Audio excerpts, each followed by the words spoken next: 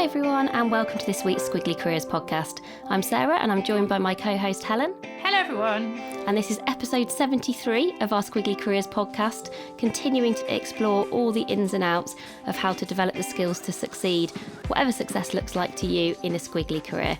From interview skills to discovering your values, asking for a pay rise, and how to manage stress at work, which actually we were talking about right before this podcast. So I feel like managing stress at work is one of those where it will never be ticked off the to-do list.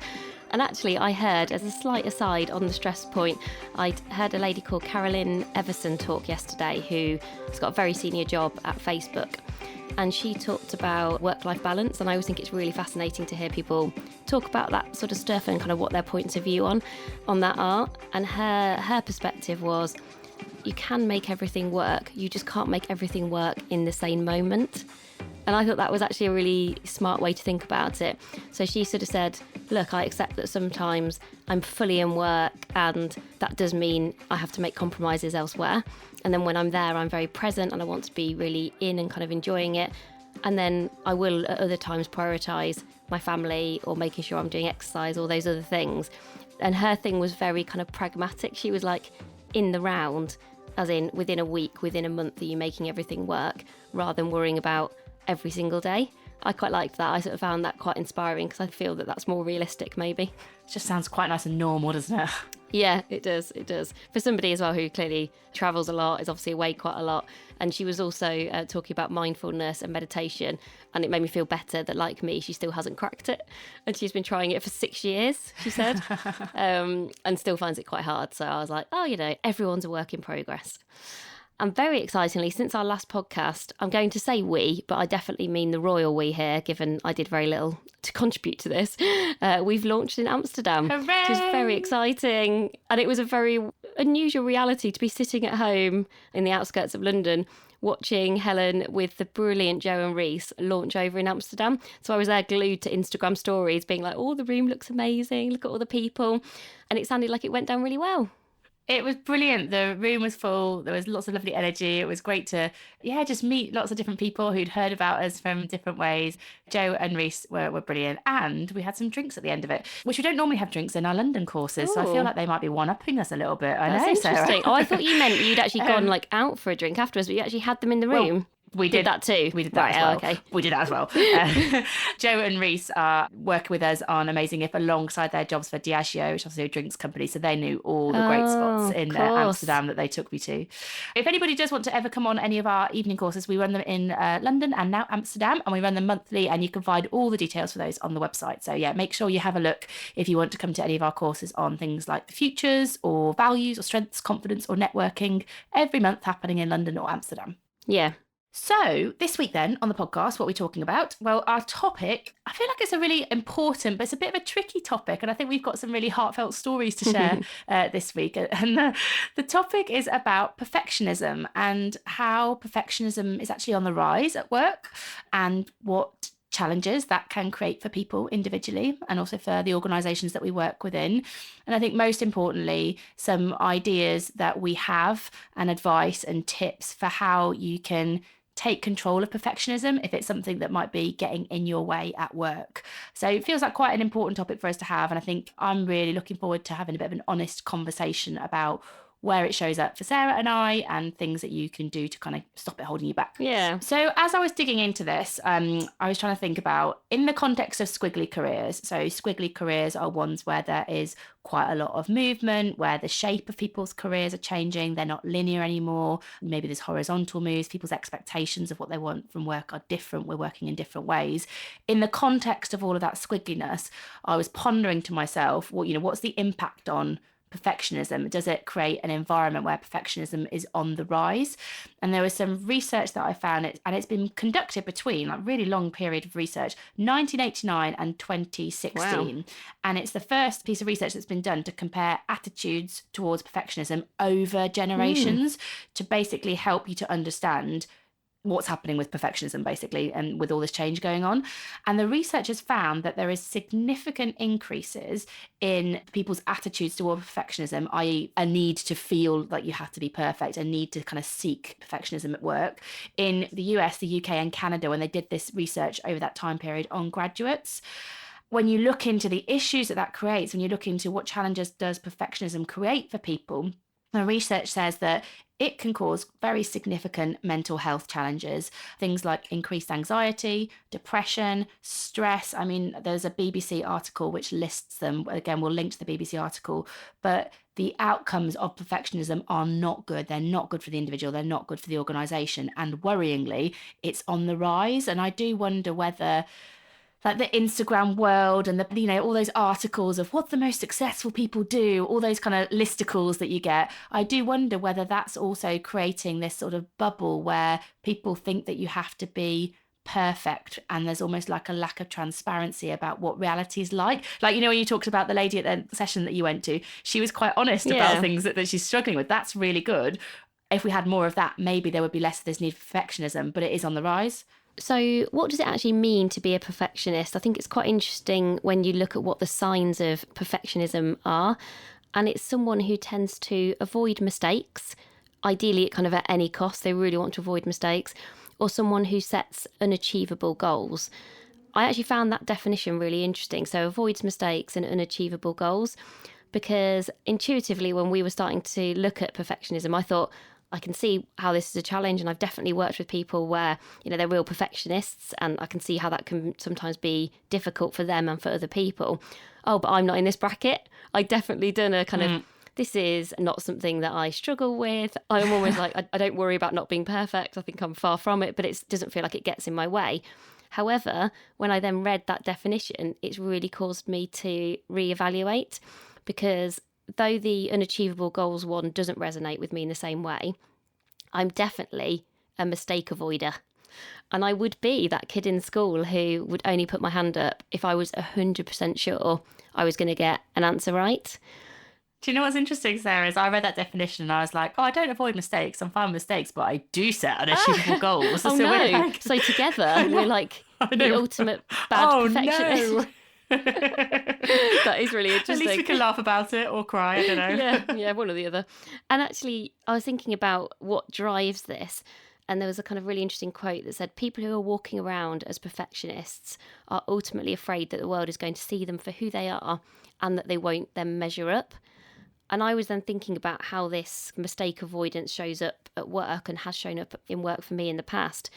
And I think that's probably what's been kind of driving me in terms of things like not asking questions, potentially working really hard to make sure that you can try not to kind of make any mistakes, because I think I really associated making any mistakes with then the implications in terms of then what people would then think about me, and that they would then go, oh, well, if she's made a mistake, that means she's not very good at her job, that people will be making judgments about me, that they think she's in over her head.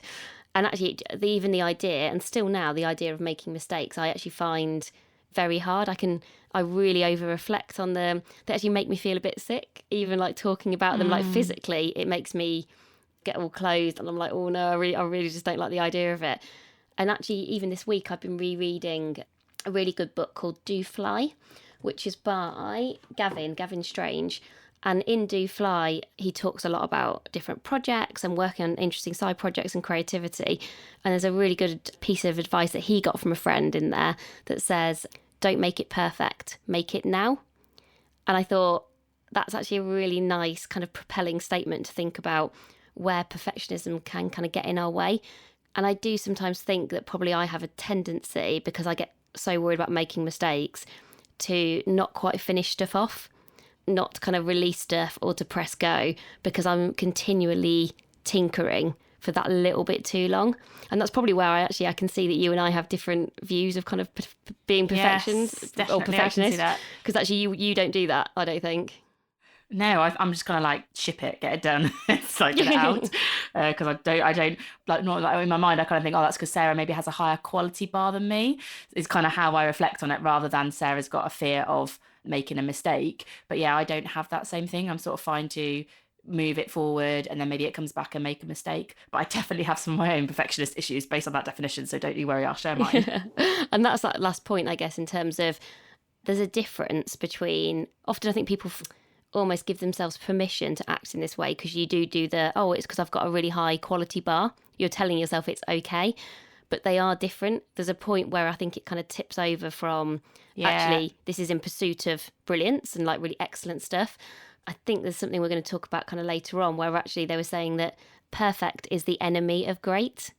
I think if you're probably a bit more like me and you have more of a fear of failure, mistakes can get in your way, remembering that actually at what point does it stop being great and you start to kind of tip into this, you're just trying to make it too perfect, and then you're probably stopping it from being great. So almost that end goal is then becoming diminished because you just keep going and keep going. So I feel like you can tell me about yours now. Like, well, just on that point around it's a bit of a cop out to be like, oh, I've just got high standards. I was looking into some of the stuff and I saw these definitions about some people think there's like a healthy perfectionism and an unhealthy perfectionism. Right. Whereby a healthy perfectionism is this high standards, motivation and discipline, which could just be termed like conscientiousness. And then unhealthy perfectionism is when your best never seems good enough and not meeting unachievable goals frustrates you. So you sort of set yourself up to fail, weirdly. But then there were other people that were saying, no perfectionism is good perfectionism, and that actually even framing it as healthy perfectionism creates this environment where people who are perfectionists are sort of covering themselves and being like, oh, well, it's just high standards, and that actually it shouldn't be seen of as that way because of perfect is the enemy of great. So, I just thought it was kind of an interesting thing that people might sometimes hold it up as a thing of pride when actually it could be something that gets in your way. I reckon it's that classic, and actually I wouldn't say this in an interview, but I've heard other people say it. When people say, about weaknesses, I've got really high standards, so I probably just keep working on stuff for too long. Now, I actually would never say that because I've got other weaknesses that I probably would kind of higher up in the list, to be honest. But I have heard people say that, and it never feels like a positive thing to say, I don't think. People go, I'm a bit of a perfectionist, as if it's something to be proud of. Whereas then when someone says that, I'm often thinking, okay, so does that mean you don't get stuff done on time, or that you're stressed because you want everything to be so amazing that you then end up working longer? So it's interesting. Something that resonated with me when I was looking at it was that people who are perfectionists are very self-critical, but they're also very critical of other people because they start looking at other people and creating standards for them as well. And I think if in an interview, I'd be thinking, okay, how is that going to fit with a team? Because if you're quite judgmental about those sorts of things, what environment is that going to create for other people? I mean, particularly if you're hiring a manager. So I wouldn't see it as I'd see it as a positive if someone was having an honest conversation about it, but not if they were trying to turn it into some kind of badge of honour. No. So my experiences then, when I started to think about the podcast, I was like, am I a perfectionist? And I was thinking, well, I'm fine with mistakes. I'm all right with failure. So I was thinking, oh, maybe I'm not a perfectionist. And then I was like, you can't say that, Helen. Like, think a bit deeper. And I thought about the amount of times that I go, I'm fine. Like, I don't know, do you recognise that in me? I feel like I will often have quite a lot of work on because I like having lots of work. I need lots of work, whatever it is. I've got an achievement driver, but I'll often have quite a lot of work on, which will create maybe a sense of mild stretch/stress sometimes in me. A lot of it self-created because I have invited that work. And when people ask me how I am, a lot of the time my default response to it is I'm fine, because I think part of it is that I don't even want to get into the conversation, and part of it is a bit of a self-assurance thing, and potentially because I set these unachievable goals. Like, I'm like, I want to do that. And I was thinking about, well, how has that got in your way? Actually, is it a problem, or is it just a coping mechanism, or has it actually got in your way? And I thought about when I was back at BP, and I was going through a particularly tricky situation when I was at BP. I was traveling a lot. I had some difficult stakeholder relationships going on, and I had either been given too much work or I'd invited too much work. I don't know, to be honest, but I was feeling the pressure. And I was saying quite a lot that I'm fine, to the extent that I physically wasn't fine. Like at one point I was having like heart palpitations. Like, this had gone on for months and months and months. And I don't know if you remember at the time, Yeah, Sarah, I do. but like I kept saying I'm fine and I really wasn't fine.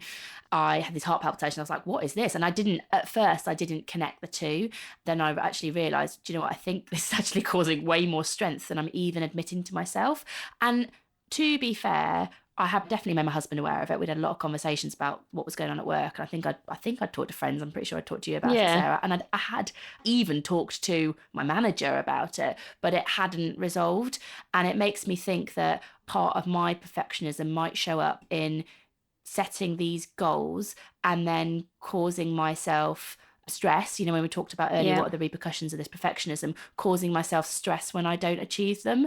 It doesn't happen all the time, and that was a particularly peaky moment of it, but I can see threads of it in my career. Yeah, I mean, I remember when you were working at Virgin in a job that you were really enjoying, but every time I saw you, it was always just, I'm fine, I'm fine. Yeah. Because you were in a particularly, you got some really high objectives that you'd probably set for yourself, and that, you were trying to launch something. So again, you were trying to do quite a lot in quite a short space of time.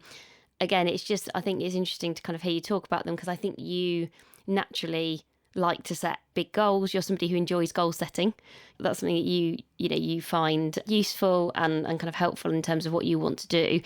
But I guess sometimes when you then don't get to those goals, or when it's feeling very hard to get to those goals, I'm never sure you're great at like giving yourself a break. Like, I think a lot of us would just be like, should we just watch Friends for a bit? Or should we just get Netflix on? Whereas your attitude would just be, well, no, I'm just going to keep working. I'm just going to keep going. Yeah. And again, this is the thing about, well, actually, if the goal is wrong in the first place, then it almost doesn't matter what you do. And I think you would go quite far in trying to get there. Yeah. But actually then that can't be that good for you, and it can't be that good for the organisation either. Yeah, I totally agree. And I had to reflect quite deeply on it. And so my advice for someone listening would be that definition. I think Sarah and I have found quite useful about perfectionism being about a fear of kind of making mistakes or potentially setting these unachievable goals, and just having a think about that, where that might be showing up in your career.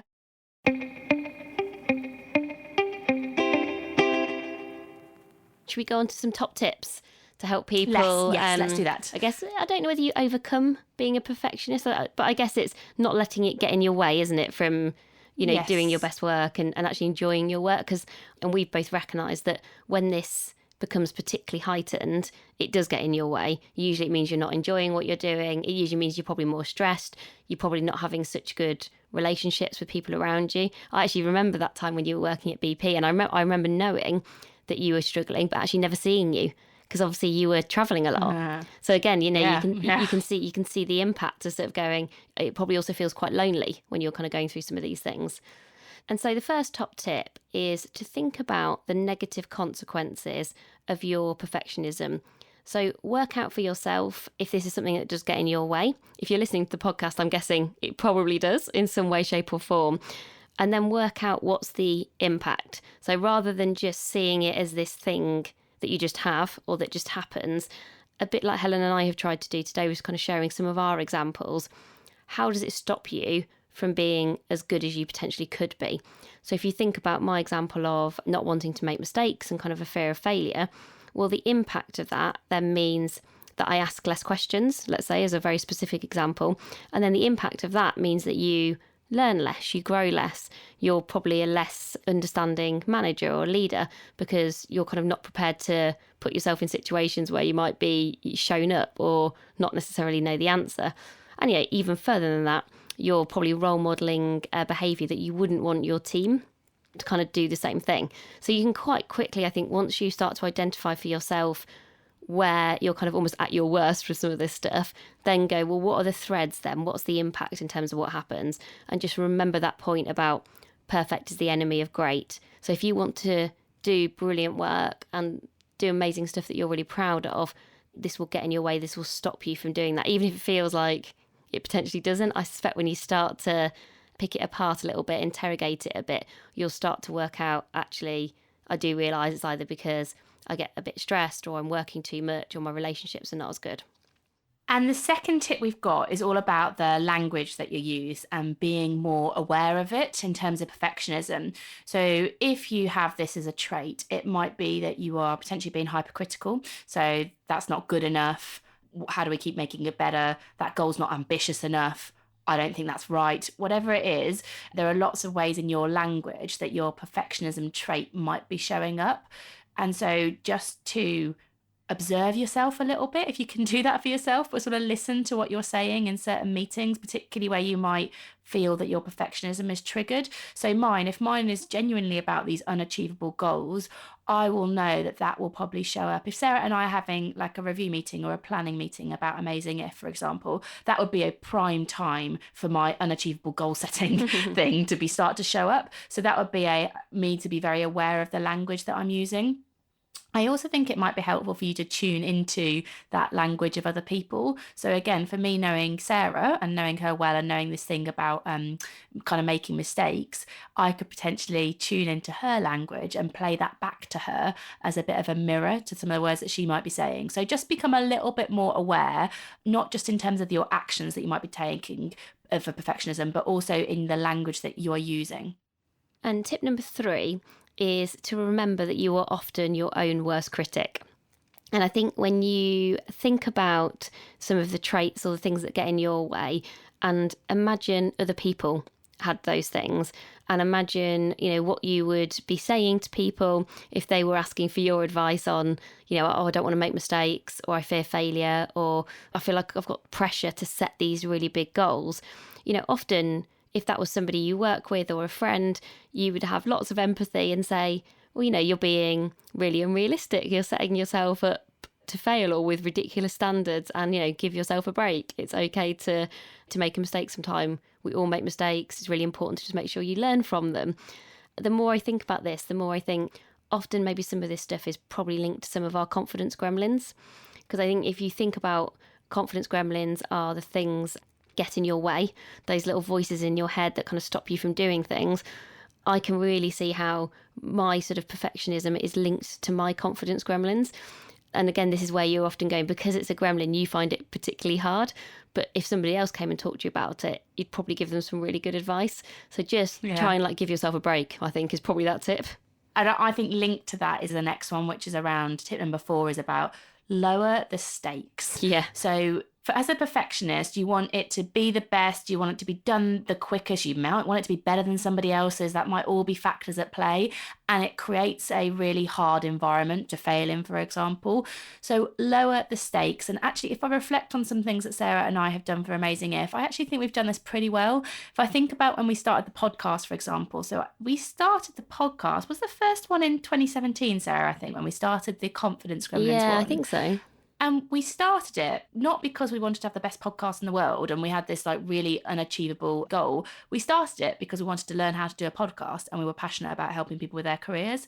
And we didn't almost create stakes, to be honest. It was, will this help us learn? Yes. Do we enjoy doing it? Yes. Okay, let's do it. And I think a little bit about that is Amsterdam. So as of last week, we now have a business in Amsterdam, but we're not saying it's got to be brilliant overnight and it's got to meet all these goals. We're saying, actually, for Joe and Reese as well, the partners in Amsterdam, let's all just learn together. Let's learn how we do this. Let's share learning with each other. If this is, we're able to reach people in a new way here, fantastic. And if it doesn't, then again, it's a learning experience for all of us. So I think if you can sometimes focus on the learning opportunity rather than the winning, the being the best, the leading, all those sorts of things, just focus on what can I learn from this. I think sometimes it can help you to lower the stakes, because there's always an opportunity to learn. If you fail, you can learn. If you succeed, you can learn. I think it's a slightly more healthy driver than some of the more obvious perfectionist things that you might shoot for. Yeah, and I think tip number 5 is remembering to run your own race, essentially, which is always one of Helen's favourite quotes. But it is, compare yourself to yourself. We're in the midst of kind of the final stages of our book at the moment, and I was writing hurrah. Yeah, really hurrah. So if we both sound a bit tense, that's sort of why. We've sort of got about 3 days to go, and bizarrely we're recording this podcast in the middle of a day to give ourselves a break, which we never do. Usually it's early in the morning or kind of late at night, so this is our lunch break podcast essentially. And I was writing a bit about Angela Duckworth and what she writes on grit. And one of the things that she says is that the people who are gritty, and she links grit to the people who she's found from her research who are most successful, and kind of why they are successful is this kind of gritty nature, is that actually what these people do is they don't compare themselves to others. They compare themselves to themselves and try every day to just be that little bit better than they were the day before. And I think that helps to distract you away from, all the things that we talked about at the start of the podcast in terms of social media and feeling pressure that you have to do what maybe other people have done. And it's really hard to not do that because I think we're surrounded by more of it now and you see more of it. And so to just remember kind of why you're doing something. I read another bit of good advice I thought was useful was, if you are struggling with something or, you're finding you're getting too into something and you can't let go for whatever reason, just ask yourself the question, will this matter in a year's time? And I thought, that's a really good question. So, and I was thinking about mistakes that I've made. I can actually usually remember most of the bigger mistakes that I've made because I find them so hard to take. And I was thinking none of those mistakes mattered 12 months later because, I'm not in a job like a doctor or something like that where those mistakes could matter, obviously way more. And so I think that question helps you with perspective. And I think when you're in that kind of perfectionist moment or kind of getting maybe a bit lost in it, perspective is what you need. And to make that practical, asking yourself the question of, will this matter in 12 months' time, is really useful. So shall I just recap really quickly on the 5 top tips and then we can talk briefly about some resources that we'll point people to on the blog. Number 1 is to reflect on the negative consequences of your perfectionism. Number 2 is to tune into and adapt your language. Number 3 is to observe others. Often their good enough is just that. Number 4 is to lower the stakes. And number 5 is to compare yourself to yourself. And so, as always, if you want to access some of the resources that we've mentioned today, you can go over to our website and we'll link to them. There's the really good BBC article, which is fascinating, which talks about that research, which was done obviously over a long period of time and thinking about different generations. And then there's a couple of articles that I found that are sort of written by people who have recognised this in themselves and talked a bit about what they've done. So again, they come at it from different perspectives. So again, if you're thinking, perhaps Helen and I's, the way that perfectionism shows it for us is maybe not how it works for you. Reading some of these kind of first-person articles and blogs can be really helpful. So there's one on how to stop perfectionism from ruining your life and perfectionism, anxiety and learning to be kind to yourself. That's nice. And actually that one is particularly written by a woman working in the tech industry. And again, she talks a bit about kind of the first person and how she's experienced that and how she sort of changed her approach over time. The BBC one is really good in terms of the impact, the negative impact, and kind of why it's so important to overcome this and to not wear it as a badge of bravado, as we talked about. And then some of the other articles are a bit more like we've talked about today in terms of people sharing their hints and tips. So if you want some extra inspiration, check those out. And thank you as ever for listening to the podcast. We absolutely love our growing community of people that are part of Amazing If and who recognise that Squiggly Careers can be full of opportunity if you've got the skills to succeed in them. And we're glad that we're hopefully part of your personal development network that can help you with developing those skills. So thank you for being with us and listening and sharing us and rating us and all the lovely stuff that our Amazing If community does. And next week, we have got another guest podcast where we have a guest speaker on the podcast. And I think these are going down really well. This was, again, it's a little trial that we're doing this year about getting a few different voices on the podcast to inspire you about all things squiggly. And next week we have got Graham Alcott on the podcast. So I interview him, and Graham is the founder of a business called Think Productive, and he has written numerous books. And the one that we really get into is a book called How to Be a Productivity Ninja, Ooh. which was basically like productivity therapy for me.